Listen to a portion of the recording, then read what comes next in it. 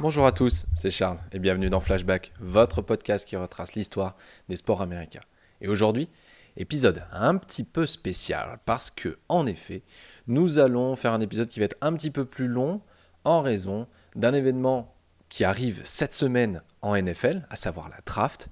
Et aujourd'hui, en ce 26 avril, on va revenir sur ce qui est sans doute la meilleure classe de draft de l'histoire de la NFL.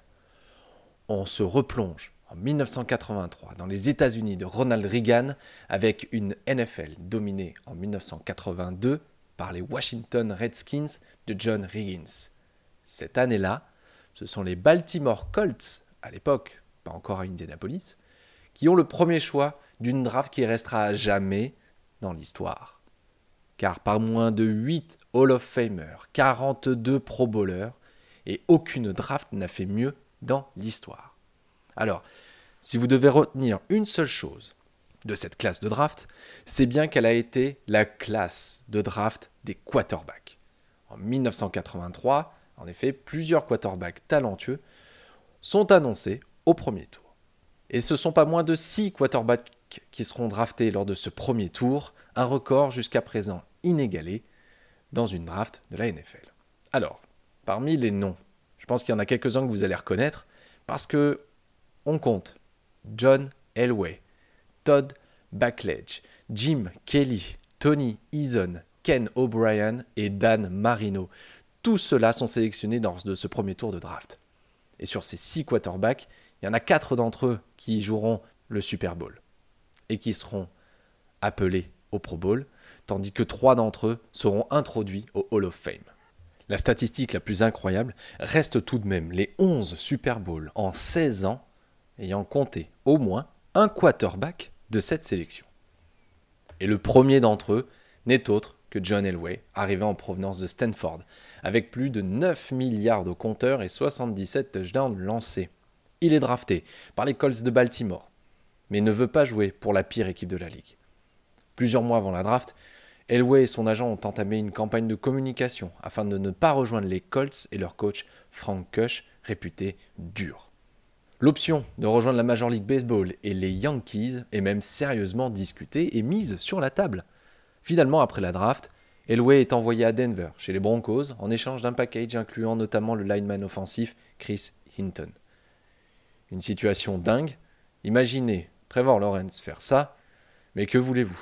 C'était les années 80. Après ça, Elway connaît une carrière prolifique en NFL. Il jouera un total de 16 saisons sous la tunique des Broncos avec 5 Super Bowls joués en tant que titulaire, un fait qu'il partage avec Tom Brady seulement. Elway sera pendant longtemps considéré comme un quarterback ultra talentueux, mais incapable de faire gagner sa franchise avec 3 finales perdues. Il va cependant inverser le cours de l'histoire lors des saisons 97 et 98.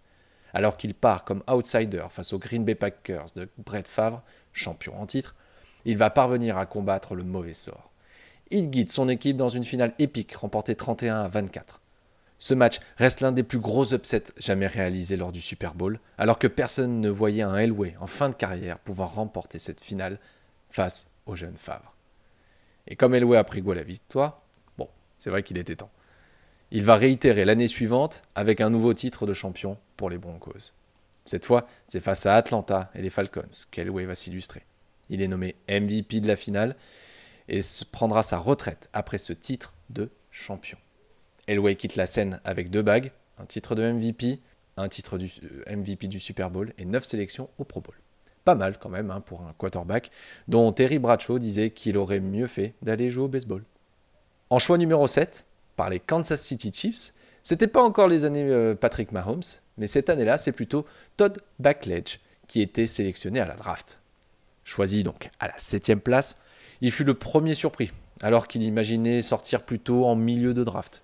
Surtout, il ne se voyait pas être pris devant un certain Dan Marino.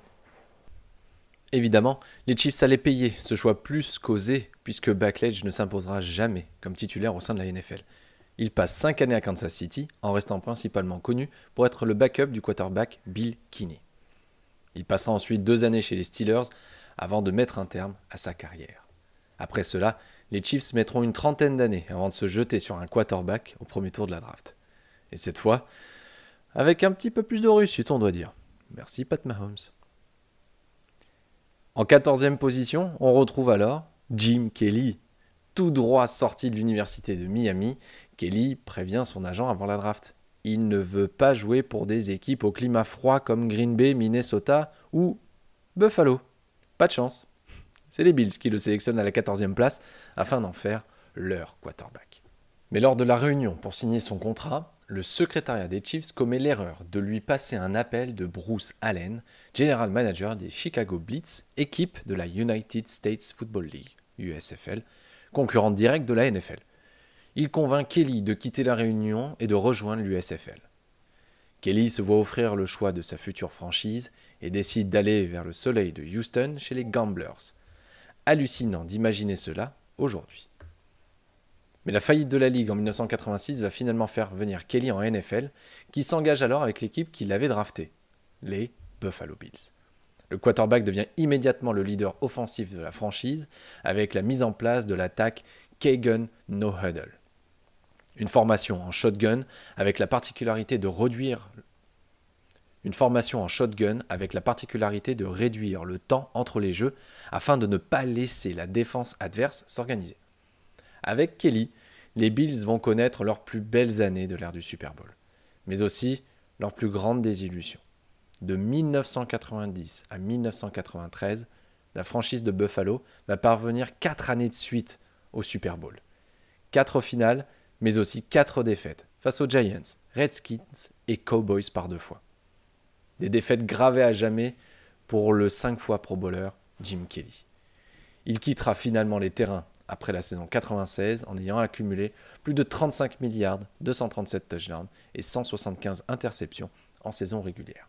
Il sera introduit au Hall of Fame en 2002 et reste l'une des grandes légendes des Bills.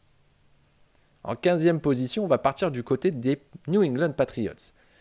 Parce que Tony Eason arrive en NFL, drafté à la 15e place par les New England Patriots. Issu de l'université de l'Illinois, il lui faut une année pour sortir de l'ombre et prendre le poste de titulaire. Pendant 3 saisons, il va guider l'attaque des Patriots avec un succès plutôt convaincant. Sa première année, les Pats passent d'un bilan de 8 victoires, 8 défaites à un bilan positif de 9 victoires, 7 défaites. Même s'il ne se qualifie pas pour les playoffs, il compte sur Eason pour la saison suivante. Il réalise une saison 85 plutôt moyenne, avec seulement 2156 yards à seulement 56% de passes complétées, 11 touchdowns et on rajoute 17 interceptions. Cela ne l'empêche pas de qualifier les Patriots pour les playoffs, avec 11 victoires, 5 défaites au compteur. Eason va se sublimer en playoffs, guidant l'équipe vers 3 victoires à l'extérieur, une grande première en NFL. New England élimine les Jets, les Raiders et surtout les Dolphins du futur très grand Dan Marino. Eason lance d'ailleurs 3 touchdowns ce jour-là. Malheureusement pour lui, il va passer complètement à côté de son Super Bowl face aux Chicago Bears. Face à une des meilleures défenses de tous les temps, Eason est saqué 3 fois et ne complète aucune passe en 6 tentatives. Il est remplacé par Steve Grogan et rentre tristement dans l'histoire, comme le premier quarterback titulaire à n'avoir complété aucune passe lors d'un Super Bowl. Les Bears l'emportent 46-10 et écrasent les New England Patriots. On part du côté de New York, chez les Jets. Car oui, il y a eu une époque où les Jets n'étaient pas dans les premières équipes à choisir lors de la draft. En 83, la franchise de New York sort d'une saison plus qu'honorable. Éliminés en finale de conférence, la saison précédente par les Dolphins, les Jets veulent trouver le quarterback qui leur fera franchir ce cap et aller au Super Bowl.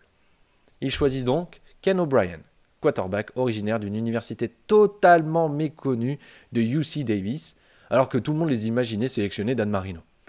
Les fans des Jets vont huer ce choix de la direction et le présentateur TV oubliera même par 2 fois le nom d'O'Brien lors de sa présentation. Ça met pas du tout la pression pour un choix de premier tour. Mais la belle histoire est que O'Brien va s'imposer au bout de 2 saisons et devenir le quarterback titulaire des Jets. Il réalise une très belle carrière, devenant Pro Bowler 2 fois et surtout entrant dans l'histoire de la franchise.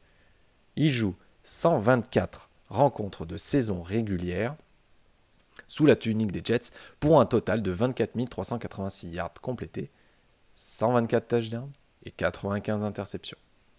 Il est encore aujourd'hui le joueur ayant complété le plus de passes dans l'histoire des Jets et reste l'un des seuls quarterbacks à avoir réalisé le match parfait avec le fameux rating de 158,3. Il aura aussi, durant plusieurs saisons, été le quarterback ayant le plus faible ratio d'interception de la ligue. Mais il ne fera pas mieux qu'une qualification en Divisional Round avec les Jets en 86, mais demeure l'un des meilleurs joueurs que la franchise ait vu passer. Et on arrive donc à ce fameux choix numéro 27 des Miami Dolphins. Car oui, vous ne rêvez pas, Dan Marino a bien été choisi seulement à la 27e place de cette draft 1983. Et ce n'est pas qu'il n'était pas attendu dans cette draft, mais tout le monde avait un œil sur Dan Marino. Mais plusieurs problèmes l'ont fait descendre dans ce classement. Tout d'abord, Marino avait réalisé une saison senior avec l'université de Pittsburgh qui était en dessous de ses autres années. Avec 2432 yards, 17 touchdowns et 23 interceptions, il n'avait pas ébloui comme les années précédentes. Autre problématique, beaucoup de rumeurs indiquaient que Marino était un adepte des drogues récréatives, pas trop l'idéal pour entrer dans la NFL. Et c'est donc Miami qui va sélectionner Dan Marino en fin de premier tour, alors que les deux parties ne se sont jamais rencontrées. Ni Marino, ni les Dolphins n'imaginaient qu'il y aurait une chance qu'il puisse finir à Miami à cette 27e place de la draft. Et au final, c'est ce manque de confiance des franchises qui va motiver le jeune Dan de prouver sa valeur dans la ligue. Et Marino ne va pas attendre longtemps avant de s'imposer. Il prend la titularisation chez les Dolphins lors de sa première saison et ne la lâchera plus pendant 17 ans. Il signe dès sa deuxième saison dans la ligue, ce qui sera sa meilleure année en carrière. 5084 yards à 64%, avec 48 touchdowns lancés et 17 interceptions. Un carnage qui lui vaut le titre de MVP de la saison régulière et de joueur offensif de l'année. Il porte son équipe jusqu'au Super Bowl, mais tombe sur son maître, Joe Montana des 49ers.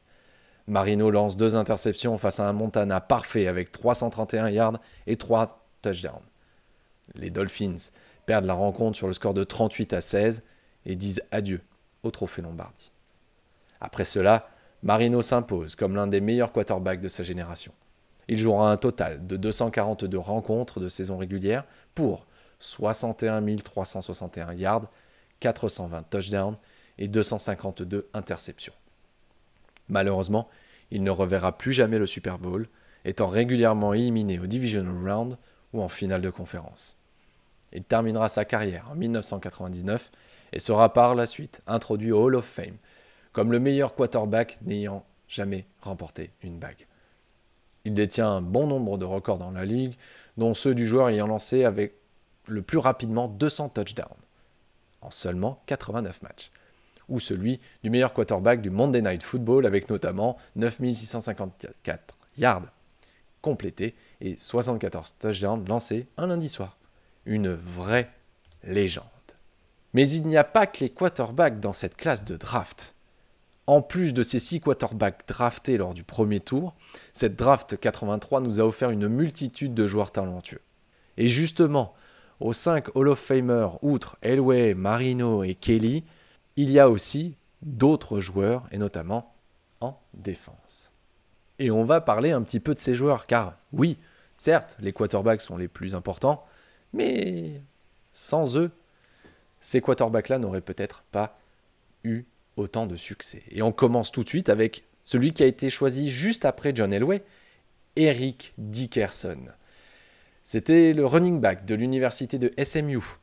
Et il arrive en NFL avec une très très grosse cote. Dickerson sort de 2 années incroyables sur le circuit universitaire. Sa dernière année senior l'a vu compiler 1617 yards et 17 touchdowns au sol. Il a même terminé 3e à la course pour le trophée Heisman derrière Herschel Walker et, bien sûr, John Elway. Il est naturellement drafté à la 2e position derrière Elway par les Los Angeles Rams. Reconnaissable sur le terrain avec ses lunettes très flashy, il était aveugle comme une chauve-souris selon lui. Son impact est immédiat sur la franchise.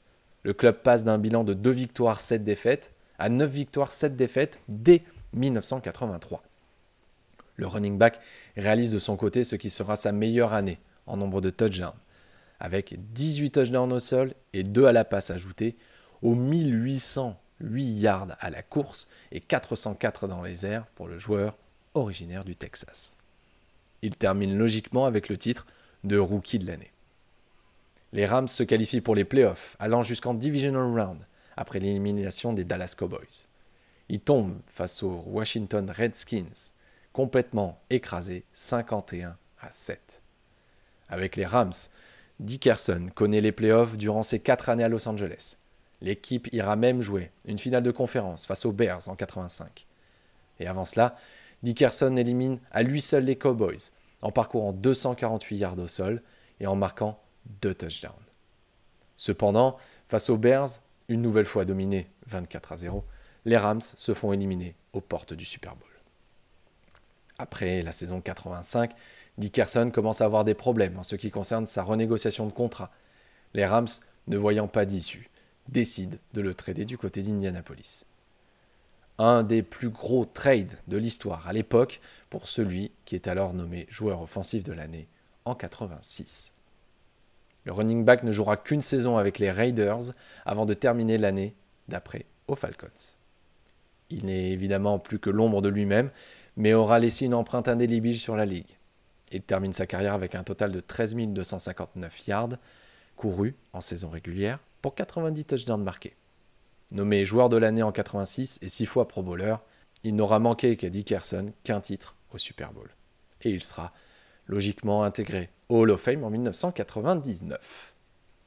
On continue de descendre et on arrive au choix numéro 6 des Bears de Chicago qui vont choisir un tackle offensif, Jim Covert. Il est accueilli en 83 en véritable star à son poste. Il sort d'un cursus universitaire à Pittsburgh où il a eu pour mission de protéger Dan Marino. Nommé à 2 reprises dans la All-American Team, il est considéré comme l'un des tout meilleurs joueurs de ligne offensive du pays. Dan Marino témoignait à l'époque. Il y a des rencontres où je ressortais avec un maillot immaculé. Je n'allais même pas au sol, c'est fou. Donc Covert rejoint lors de la draft les Chicago Bears. Il retrouve une équipe en pleine construction autour du head coach Mike Ditka. Ditka, issu lui aussi de l'université de Pittsburgh, croit fortement en l'apport d'un joueur tel que Covert. Et le tackle ne le déçoit pas. Il est positionné en tackle gauche par Ditka et va immédiatement s'imposer dans l'effectif dans la ligue. Il est nommé dès sa première saison au sein de l'équipe Rookie de l'année. Les Bears passent alors de la 22e équipe offensive de la ligue à l'une des 7 meilleures en 85. La franchise va aussi s'améliorer pour son jeu de course grâce à Covert. Elle passe de la 18e place pour devenir leader de la NFL sur jeu au sol pendant 4 années consécutives. Il est considéré unanimement comme l'un des tout meilleurs en NFL. Il est nommé 2 fois au Pro Bowl et sera aussi élu 2 fois dans l'équipe de l'année. Le sommet de sa carrière sera l'année 85 quand les Bears remportent le Super Bowl. En 91, Covert mettra un terme à sa carrière, après une saison blanche à cause de blessures. Il sera nommé dans l'équipe de la décennie et au Hall of Fame. Et il demeure, à ce jour, l'un des joueurs les plus importants à son poste que la Ligue ait connu. On continue de descendre et on file du côté de Houston avec le choix numéro 9, car il y a un autre tackle offensif, hormis Jim Covert, qui va faire son entrée lors de cette draft. C'est Bruce Matthews qui se présente tout droit sorti de l'université de South Carolina. Il est sélectionné par les Oilers qui deviendront plus tard les Titans lors du premier tour. Matthews va rester dans l'histoire de la Ligue comme l'un des linemen offensifs les plus polyvalents de l'histoire de la NFL. Il va ainsi prendre part en tant que titulaire à un total de 293 rencontres dans sa carrière. Il joue ainsi 100 matchs en tant que garde gauche, 67 fois garde droit, 87 fois au centre, 22 fois tackle droit et 17 fois tackle gauche. Il sera même le snapper lors des field goals et punts. Un joueur plutôt polyvalent. Il connaît en toute fin de carrière une saison 99 de folie. Dans une équipe des Titans menée par Eddie George et Steve McNair, il participe au Super Bowl. Une finale que les Titans vont perdre après une dernière action restée dans l'histoire, The Tackle. Une chance manquée que Matthews n'aura plus jamais puisqu'il prend sa retraite en 2001 après avoir joué sur 3 décennies dans la Ligue. Entré au Hall of Fame depuis, il reste une référence à son poste. Choix numéro 28, et les Washington Redskins sélectionnent Darrell Green. 1m75, 83 kg. Voici les mensurations de celui qui deviendra l'un des meilleurs cornerbacks du football américain. Darrell Green, originaire de l'université de Texas A&M, débarque en NFL avec la réputation d'être un athlète extrêmement complet. Le cornerback a joué au football américain durant son parcours universitaire, mais pas que. Il s'est aussi illustré au sein de l'équipe d'athlétisme de son université sur le sprint 100, 200 et 400 mètres. Avec un 100 mètres en 10 secondes 08, il possède une vitesse et une capacité d'accélération au-dessus de la moyenne des joueurs de NFL. Washington jette alors son dévolu sur lui et il va immédiatement voir de quoi il est capable. Sur son tout premier ballon touché en pré-saison, Green retourne un punt directement dans la end zone adverse pour un touchdown de 61 yards. Dès sa saison rookie, il termine leader de l'équipe en plaquage en solo avec 79 plaquages réalisés. Déjà un énorme monstre. Green va jouer pendant 20 saisons sous le maillot des Redskins. Il connaît de nombreux succès, dont 2 victoires au Super Bowl avec la franchise de la capitale. Tout d'abord, lors de la saison 87, l'équipe est inarrêtable en play-off et doit faire face aux Denver Broncos en finale. Une finale vite expédiée, 42-10 et un premier titre pour Green. Il récidive lors de la saison 91 et réalise même une interception sur le quarterback dont on a parlé un petit peu plus tôt, Jim Kelly.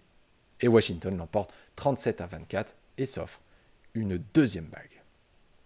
Green mettra un terme à une très longue carrière en 2002, après avoir participé à 295 matchs de saison régulière et 18 rencontres de play-off. On va arrêter avec les choix de premier tour et on va aller un petit peu plus loin dans la draft et on va aller à la 203e place. Les Bears vont sélectionner un defensive end du nom de Richard Dent. Il rentre par la NFL par la petite porte quand même, parce que 203e choix à la draft, on n'a pas la même aura que pour le premier tour. Rapide, malgré son 1m96 et ses 120 kg, Dent est loin d'avoir la cote en arrivant dans la ligue depuis l'université de Tennessee State. Après une première année discrète, Dent va se révéler et éclabousser la ligue de sa puissance et sa vitesse. Il est sélectionné en équipe All-Pro et pour le Pro Bowl en 84 et 85, après 2 saisons à 17,5 et 17 sacs. 85 est aussi la saison de son apogée, puisqu'il fait partie de la grande équipe des Bears championne. Il totalise cette année-là 17 sacs, 7 fumbles forcés et 2 interceptions. Au Super Bowl, il est même nommé MVP après avoir compilé 1,5 sacs, 2 fumbles forcés et 1 passe bloquée. Dent va quitter les Bears après la saison 93 et rejoint les San Francisco 49ers. Il retourne au Super Bowl qu'il remporte derrière un Steve Young MVP. Il enchaîne les équipes jusqu'en 97 et met un terme à sa carrière après 15 saisons en NFL. Une carrière remplie d'un total de 148 sacs, soit le 3e meilleur total de l'histoire, et une entrée au Hall of Fame en 2011. Et les autres, vous me direz-vous? Car oui, cette draft NFL 83 n'est pas seulement l'apanage des Hall of Famers, 42 Pro Bowlers en tout en sortiront de cette cuvée. Et un chiffre qui restera jamais égalé. Et parmi ces noms, Kurt Warner, Chris Hinton, Roger Craig, Greg Townsend, des noms qui ont marqué l'histoire de la Ligue et qui resteront à jamais comme des noms importants du football américain.